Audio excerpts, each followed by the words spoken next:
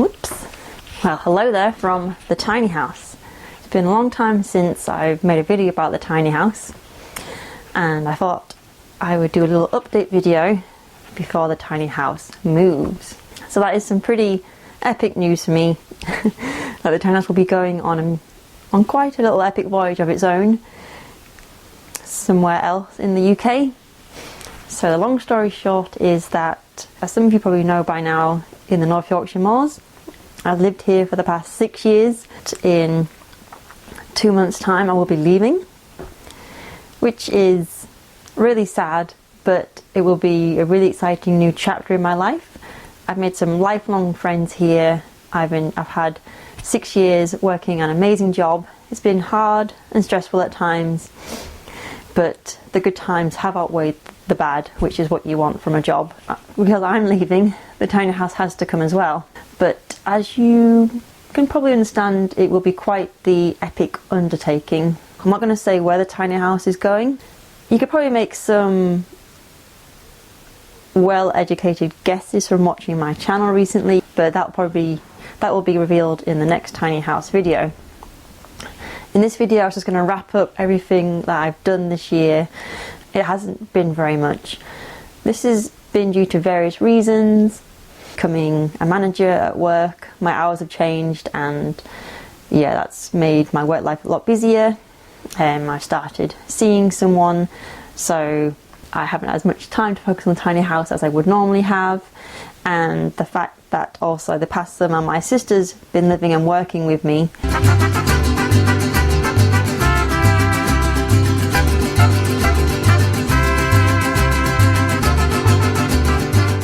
And I wanted to enjoy my last summer here, so the tiny house has taken a back seat. And often with projects I've been told it's the last 20% which always takes the longest, and that is proving true currently with the tiny house.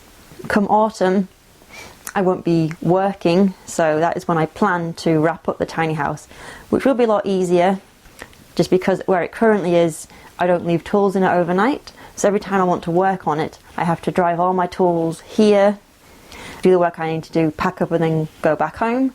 Whereas in the tiny house's future location, I'll be able to just down tools at the end of the day and come back the next.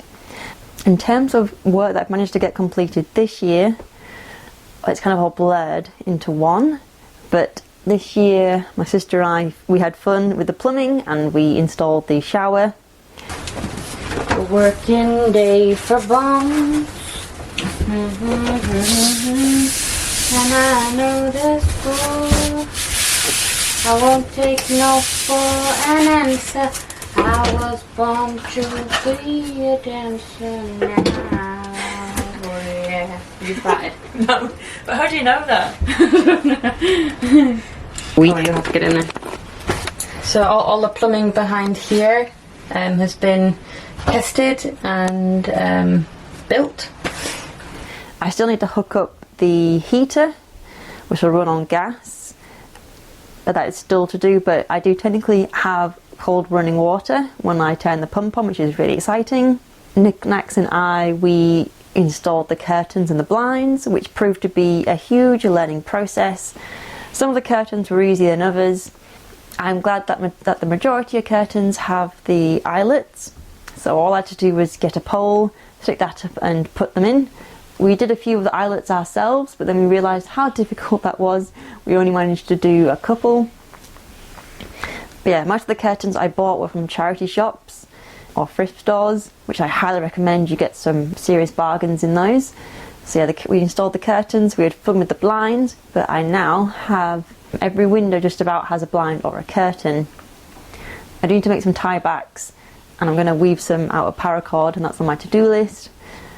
Something else I finished was putting the steps on the stairs.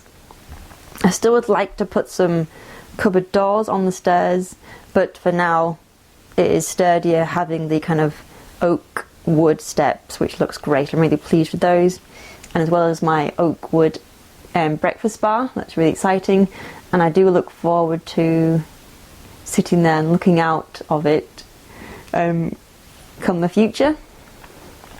In regards to the bathroom, I've got on my bottle caps, because I know I said a long time ago I was going to resin in the bottle caps. Where the tiny house currently stands, it was unlevel for a long time. Thankfully, Mac was able to level it out for me, but I have not as yet done the resin for the bottle caps. That'll be something I do when I move. I'm kind of putting it off because in my head I'm kind of worried that I'm going to mess it up and ruin the entire thing, but so be it. I will just have to give it my best shot. I've done a few tests with the resin. I think that my biggest issue is the bubbles. I'm going to have to get some kind of heat gun to try and, you know, force them to rise to the surface and pop. But I'm also debating putting a pantry in with it and doing something else with the bathroom. I'm umming and ahhing a lot. But I think once it's moved, I'm going to do a walk around or a snagging list, and I will go through what needs to be done and how I'm going to do those things. So yeah, the next big step for the tiny house is the journey. So yeah, I'll give you a little tour of the tiny house and where it's up to. And yeah, I guess watch this space for the next tiny house video, because it'll probably be the tiny house's epic journey onwards, which will be quite the undertaking. So yeah, quick tour.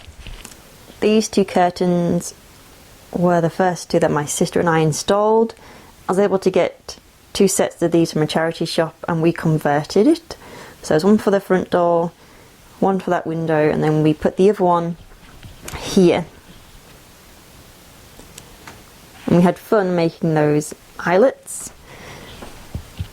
A kind of seam. Anyone that works with fabric or this in any way will notice that we've probably done this totally wrong, but that is staying as it is. That is done. We had fun with the blinds. There's the breakfast one. This one's really cute. It's got little robins on it. This one has gingerbread people on it. This was inspired by my first cooking experiment in my gas stove, which is when I made gingerbread people and I burnt the majority of them. That's all my bottle caps and the resin, which I will get around to doing at some point, but I have a lot of bottle caps. I've resined all of the poorly, all of the underside of them, just so they don't float in the resin. I'm a complete novice when it comes to resin, but that'll be a fun experience nonetheless. This is what the bathroom currently looks like. Debating putting a loo there or turning this into like some kind of storage or pantry. And then here is the shower slash door to the bathroom, which will close like that, and there's the shower.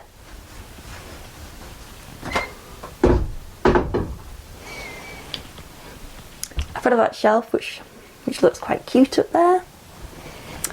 Knickknacks gave me that from her house. There's the lovely breakfast bar covered in lots of more wood. These are all my windowsills, which will go outside and obviously on all the windows. So these are all made with the expert help of I think a gentleman called Lance at the repair shop. It's got a nice drip line under there, so these all need to go in at some point.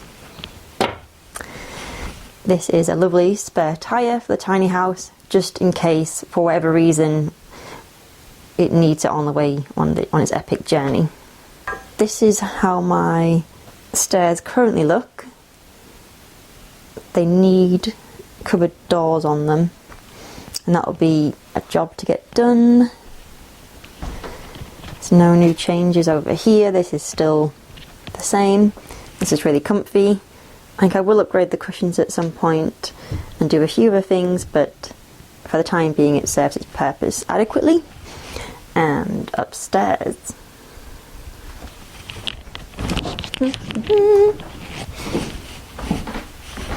here are some a bulldog stabilizer, which will go on the front of the hitch of the tiny house, just to give it that extra stability for its journey.